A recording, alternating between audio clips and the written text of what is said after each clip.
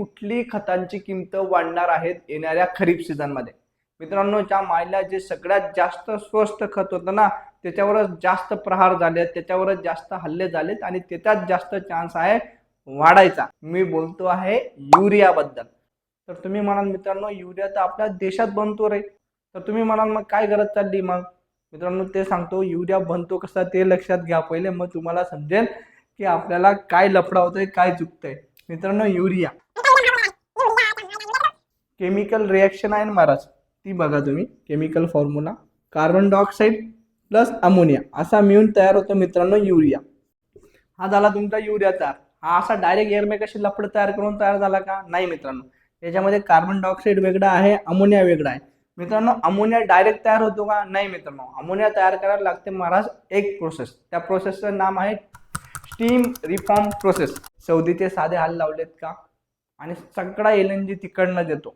जवळजवळ जगाचे 33% फर्टिलायझर मित्रांनो फक्त आणि फक्त स्ट्रेट हार्मोन्स या रस्त्याने येतात आणि ते बाधित झालेले आहेत मित्रांनो। तर लक्षात घ्या की किती महत्त्वाचं आहे। तर मित्रांनो, मिथेन गॅस बनला, तुमचा हायड्रोजन बनला, तर हायड्रोजन मध्ये काय केलं जातं मित्रांनो, नायट्रोजन टाकला जातो, बरोबर। तर झालं तुमचा अमोनिया। तर अमोनियाला बनवायला जेव्हा नायट्रोजन टाकायचा टाइम येतो हायड्रोजन सोबत, तेव्हा तुम्हाला क्रूड ऑइल लागतं, तेव्हाही त्याला हजारो डिग्री सेल्सिअसला तापमान लागतं। अमोनिया बनून गेला तुमचा, तर अमोनियाला परत रिॲक्ट करावं लागतं मित्रांनो।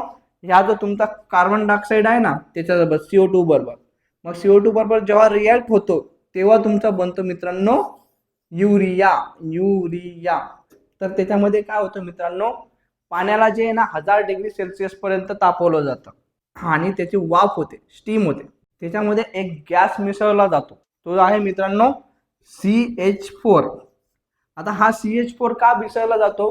कारण की आपल्याला अमोनिया बनवायचा आहे आणि अमोनियामध्ये सगळ्यात महत्त्वाचा जो आहे आपल्याला हायड्रोजन पाहिजे। हायड्रोजन जर नसेल तर अमोनिया बनत नाही, ना अमोनिया जर नसेल तर युरिया बनत नाही। तर मित्रांनो, हा हायड्रोजन बनवण्यासाठी आपल्याला या 1000 डिग्री सेल्सिअसच्या वाफेमध्ये आपल्याला एक गॅस टाकावा लागतो, ज्याला आपण मिथेन गॅस म्हणतो, तो टाकला जातो आणि त्याच्यामध्ये प्रोसेस होते मित्रांनो। आणि त्याच्यामधून हा जो कार्बन डायऑक्साइड आहे आणि हा जो हायड्रोजन आहे हा वेगवेगळा होतात। पण मित्रांनो, हा जो आहे ना मिथेन गॅस म्हणजेच तुमचा LNG किंवा PNG, आणि हा जो आहे मित्रांनो हा फक्त आणि फक्त मिडल ईस्ट मध्ये बनतो। त्याच्यामधूनही जो 33 ते 46% फक्त 2-3 देशांकडे आहे। त्याच्यामध्ये कतर आहे, कतरची साधी वाट लावली आहे का?